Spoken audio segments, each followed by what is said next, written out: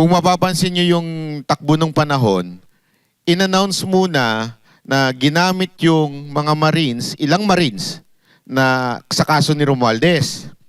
Pagkatapos, biglang nag-announce si BBM na kasuhan na si Romualdez. Tapos ilang araw, bumaligtad yung mga Marines. Tapos ngayon, sinasabi, kahapon lang, kagabi, sinasabi ni Auntie Claire na nahihirapan daw kasuhan dahil dun sa Marines. So parang planado yung nangyari. To the point na ngayon, they have justification na wag nang matuloy yung kaso kasi nga dahil nakasalalay lang dito sa Marines. What do you think of this? That's exactly what I said. Ano, itong disenyo, this is orchestrated, ito ang plano sa tingin ko ng yung pagtatahi-tahi ng mga kaganapan na ito. Kasi ang bottom line, eventually nakinabang si Romualdez dito.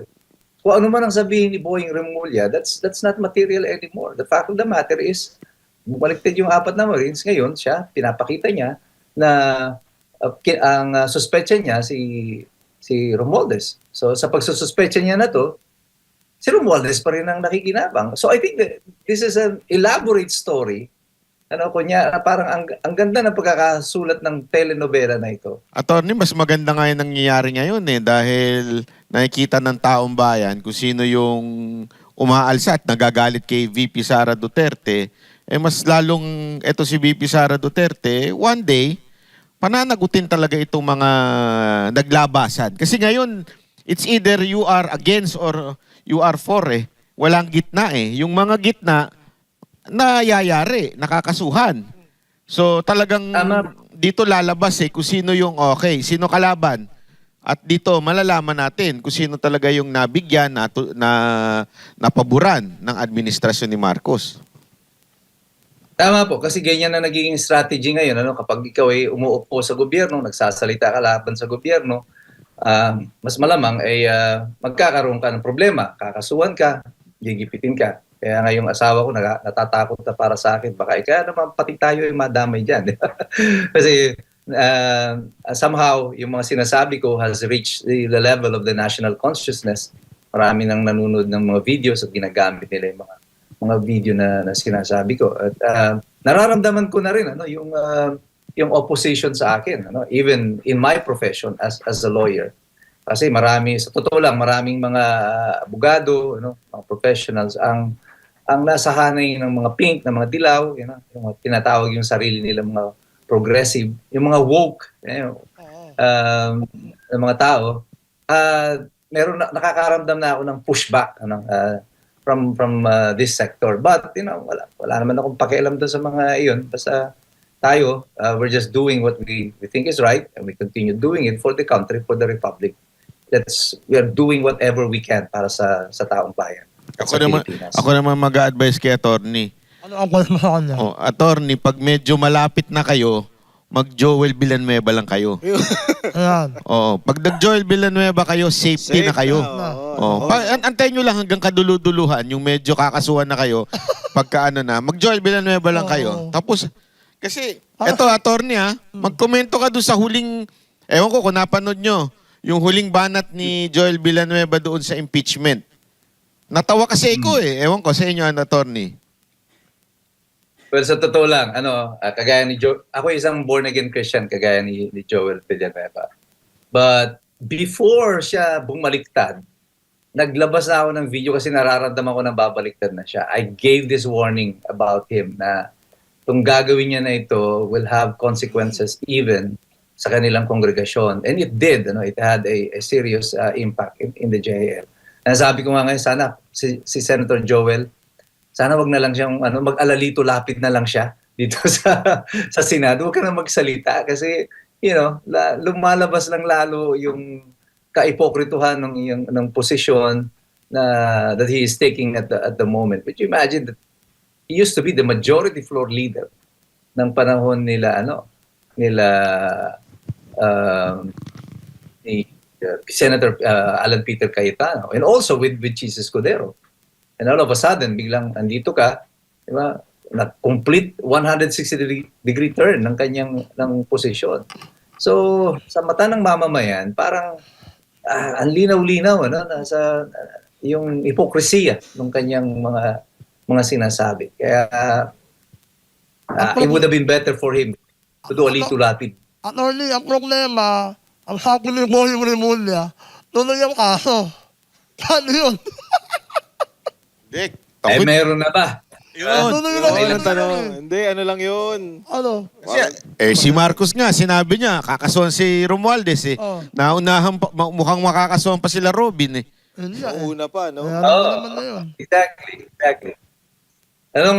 Before the SONA, the Wednesday, week prior to the SONA, sinabi ko na yan, na ang prediction ko, pagdating ng Friday, magsasampa kunwari ng kaso ang ombudsman.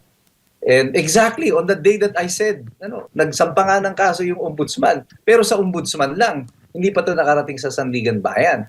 Ay ilang buwan pa yan o ilang taon pa yan dyan sa uupo sa ombudsman. Malamang magtatagal yan. With this, what happened to yung apat na bumaliktad sa mga Marines?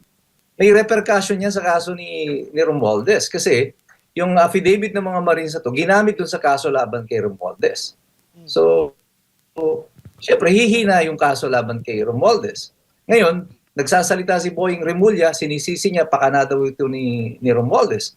But I think that is also beneficial to Romualdez na nagsasalita ng ganyan si Boying. Kasi, nag-iimbestiga pa sila sa ombudsman about kay Romualdez. Tapos, nagdedeklara na siya ng ganyan. Pwedeng sabihin ng kampo ngayon ni Boying na may violation na ng right to due process ni Romualdez because hindi na impartial judge itong si Boying Remulla. And is this orchestrated? Nakadesenyo ba ito? Sinasadya ba ito ni Boying? Kung whatever it may be, the fact of the matter is this is being beneficial. Nakikinabang dito sa Romualdez. Pag nakinabang si Romualdez, nakikinabang si Marcos. Pati kasi yung mga apat na yan na Marino ay nagtestigo din na kasama si Marcos doon sa mga dinideliveran ng pera. So pag nakinabang si Romualdez sa storya na mali ang testimonya ng apat na Marino, makikinabang din si Presidente Marcos tungkol dyan. Attorney, ako nga, ibang ganito yung basa ko dyan eh. Kung mapapansin nyo yung takbo ng panahon, in-announce muna na ginamit yung mga Marines, ilang Marines, na sa kaso ni Romualdez. Pagkatapos, biglang nag-announce si BBM na kasuhan na si Romualdez. Tapos ilang araw, bumaligtad yung mga Marines. Tapos ngayon, sinasabi, kahapon lang, kagabi, sinasabi ni Auntie Claire na nahihirapan daw kasuhan dahil dun sa Marines. So parang planado yung nangyari to the point na ngayon they have justification na wag nang matuloy yung kaso kasi nga dahil nakasalalay lang dito sa Marines. What do you think of this? That's exactly what I said. Itong disenyo, this is orchestrated, ito ang plano sa tingin ko ng yung pagtatahi-tahi ng mga kaganapan na ito. Kasi ang bottom line, eventually nakinabang si Romualdez dito eh. Kung ano man ang sabihin ni Boying Remulla, that's not material anymore. The fact of the matter is, bumaliktad yung apat na Marines, ngayon siya, pinapakita niya na ang suspetsya niya si Romualdez. So sa pagsususpetsya niya na to, si Romualdez pa rin ang nakikinabang. So I think that this is an elaborate story. Parang ang ganda ng pagkakasulat ng telenovela na ito. Pero sa mata ng mga observers, kagaya ni Banat, ni Banat Bay, at saka ako, at marami pa mga tao, parang huling-huli natin, teka lang, napanood ko na to sa parang eksakto ito doon sa mga teleserye na nakikita natin. So, I think wala silang masyadong nauuto dito sa sitwasyon na ito because bandang dulo nito, feeling ko, walang kaso si Romualdez. Walang kaso si BBM. Di ba? Pero attorney sa RTC, di ba, ang judge pwede siyang, hindi ko alam kung ano yung tawag na term doon, pwedeng hindi, kasi ganun nangyari sa kaso ko eh. May isang judge na kinwestiyon namin dahil may kinaugnayan siya, di umano, doon sa nagkaso sa akin. So, nag-ano siya, ang tawag doon? Inhibit. Nag-inhibit siya. Dito ba sa pagkakataon nito, kung patunayan ni Romualdez na merong pagkiling na kaagad si Ombudsman Remulla, pwede siya mag-inhibit? Eh, di ba isa lang ang ombudsman? Paano yun? Wala na. Ito na yun. Kaya nga, the buck stops at the ombudsman. Kapag yung ombudsman ay na-challenge na yung kanyang pagiging impartial, at palagi ko, i-challenge siya ng kampo ni Romualdez, magiging cause of the dismissal ng complaint yan laban kay Romualdez, even if it reaches this Sandigan Bayan, mapapadismiss din agad yung reklamo. O kaya magsampa man ng reklamo itong sila Boying Remulla, baka hindi plunder ang ikaso, baka anti-graft lang ang ikaso, so mapapagpiansa pa. So for as long as hindi natin nakikita si Romualdez sa loob ng kulungan, mananatili yung kaisipan ng mamamayan na pinaglololoko tayo dito sa sitwasyon na ito.